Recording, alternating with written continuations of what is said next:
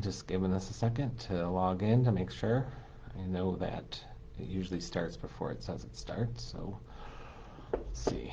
All right, looks like we're live. All right, welcome to North Tonawanda City Schools Weekly Update. Today is Wednesday, October 21st, and we're here with some updates for the district. So, unlike the last few Wednesdays, we have had some notification from the Department of Health of people who tested positive for the COVID virus. And we work with them to go through a little bit of the process.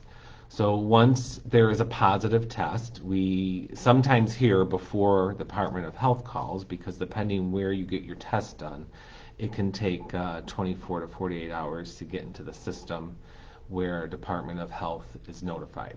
We had some people who live in Erie County or for whatever reason were visiting in Erie County and got a test there.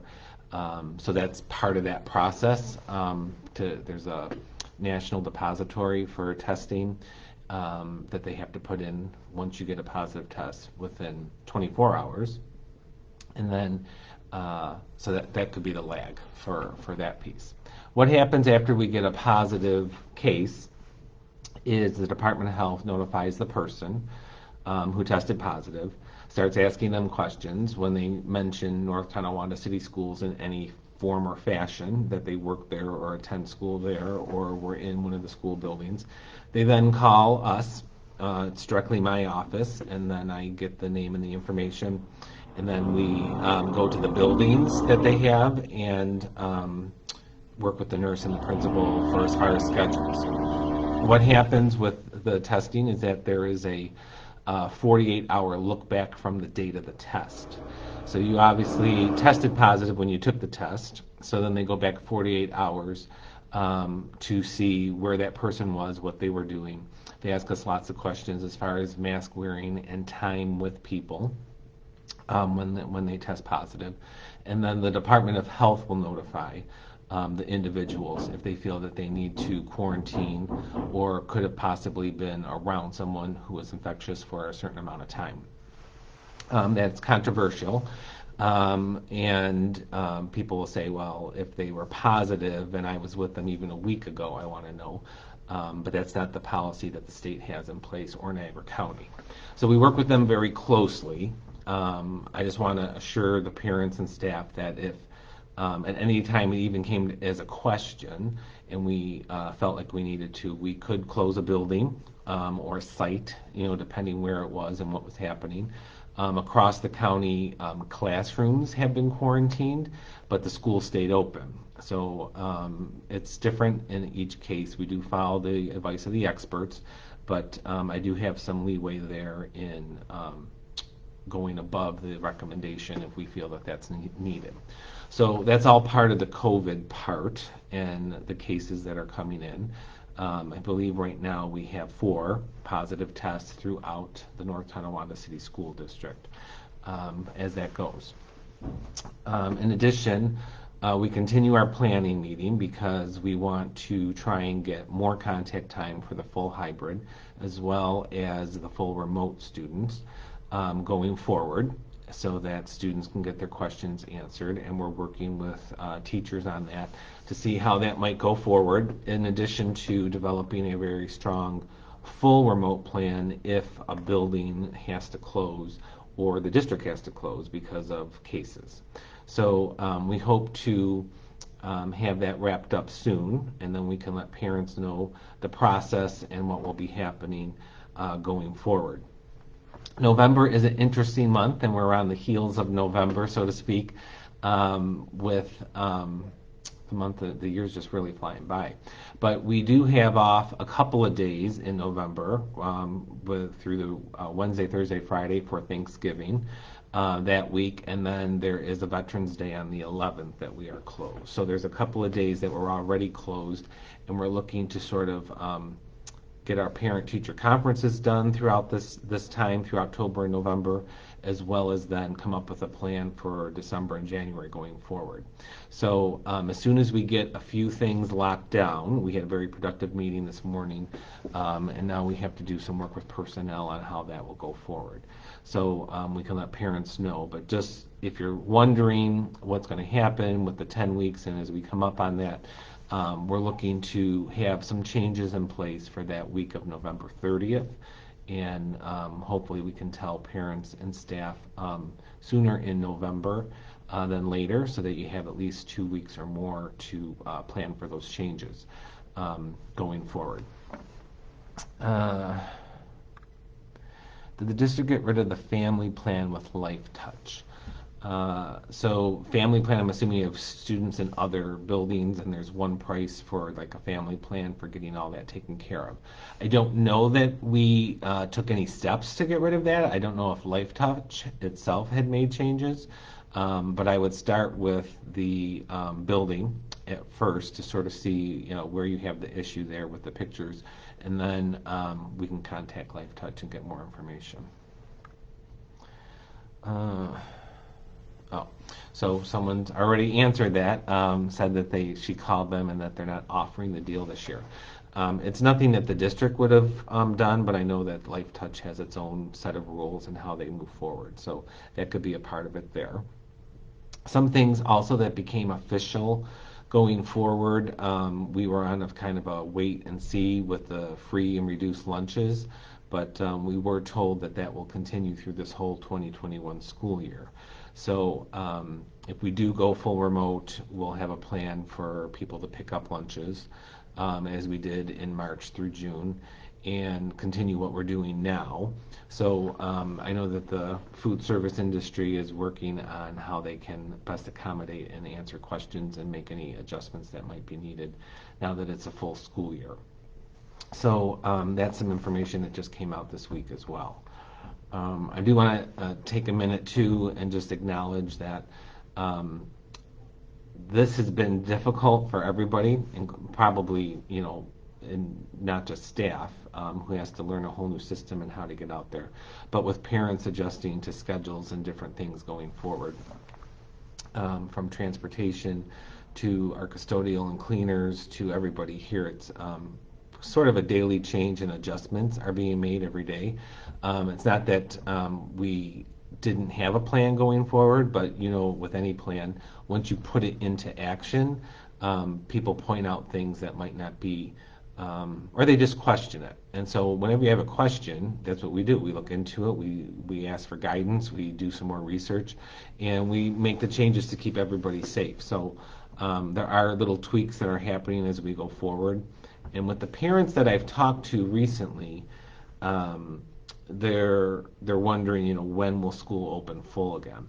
And the one big hitch, and I've mentioned this before, is that there's this social distancing component. And to do that in a classroom, there's measurements and 6 feet of distance in between that need to be taken care of. And so while we have all those numbers, and some people have called, I'm on remote, can I go into hybrid?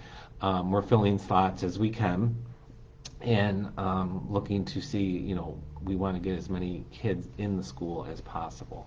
So if that's something we can do going forward as well, that'll be part of the plan to fill those seats.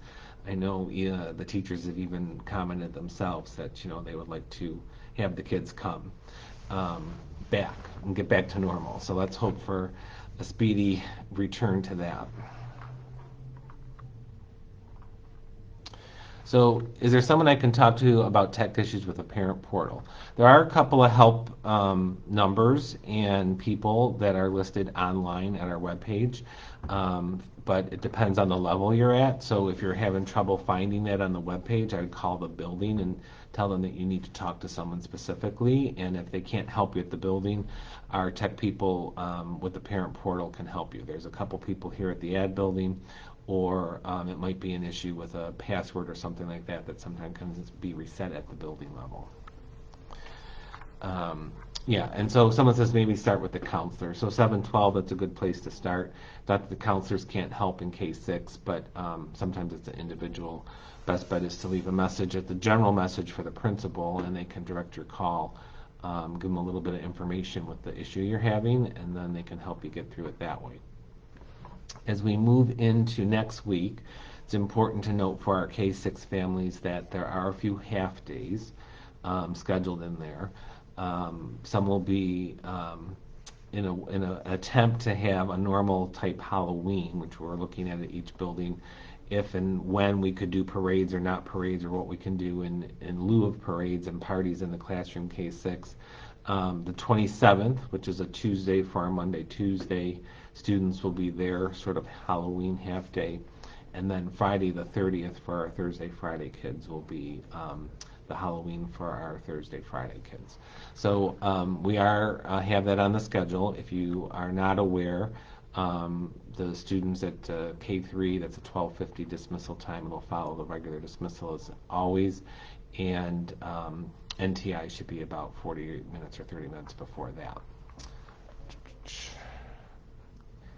You can go to either the high school or Spruce for meal pickup, correct? And is it meals for a few days? Never done it before, looking into it.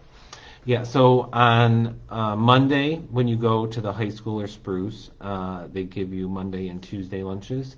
And then on Wednesday, when you go to pick up, they give you Wednesday, Thursday, Friday breakfast and lunches on both of those. So you get 2 days and 3 days when you go, so that you have food for the full week with the pickup. And it's 2 consecutive hours, like 11 to 12 at Spruce and then 12 to 1 at the high school. So you have 2-hour window on Mondays and Wednesdays. And then there's also a 4 to 5 pickup at the high school for parents who can't get out during the day, so that they can get there after school. So that will continue right now. Like I mentioned, there are some changes, and if we go into a full remote, if there's any other changes being made or more locations, we'll update you through this, as well as through the web page and Facebook, and possibly a global call to let people know that there are changes. What else can we cover? We talked about the COVID testing. We talked about half days. We talked about being patient, working with each individual to sort of make sure that they're in there. I want to remind everybody about attendance. If you're scheduled for Monday, Tuesday, or Thursday, Friday, and you can't come for some reason, you call in and send a note just like normal for that piece of it. Let's just see. It's popped up here, but I don't see anything down farther. So while we are constantly in a state of flux here and trying to do some changes, it's important to know that after the November holidays are done, and before Thanksgiving for sure, if there's any changes or how we're going to work with remote and hybrid students going forward, we'll be letting you know earlier in November. So I hope everyone stays healthy and safe. And please don't hesitate to reach out. There are over 3,000 students and families in North Tonawanda, and while we do try to get back to everyone in a timely manner, I know it can be frustrating when you have a call in and someone's not returning it right away. We do our best to get back to everybody and get you hooked up with the person that can help you with those questions, because sometimes it's an individual that you need. Do you call the kids in if they're remote and are not feeling up to doing work? So I would say if they're sick and they're remote, it wouldn't hurt to call in and log that in. But with remote students, sometimes they access it at night or that type of thing. So depending on what kind of illness, and they're not up to feeling to do the work. I know some teachers are streaming live, and they do take attendance in those live classes, especially at the secondary level. So that would be a time to do that. If you typically are accessing work, homework, or schoolwork after hours, it's not as important, but they do log in to see if the student had logged in and how much time they spend. Are there any sports going on for 6th grade girls? Not that I know of. So 6th grade girls, typically in the past, we did run a volleyball clinic that was put on hold through NCCC and the Ralph Wilson Foundation. There was that, but that was kind of canceled by them for safety reasons, because they worked with all the districts and kind of got everybody together. And as far as then the modified and the JV and the varsity, That's kind of directed by the NFL. So if there was a specific question you had, I'd contact our athletic director, Matthew Cook, to see if there is something that you thought was going on that should be and maybe isn't, or you haven't gotten information on it.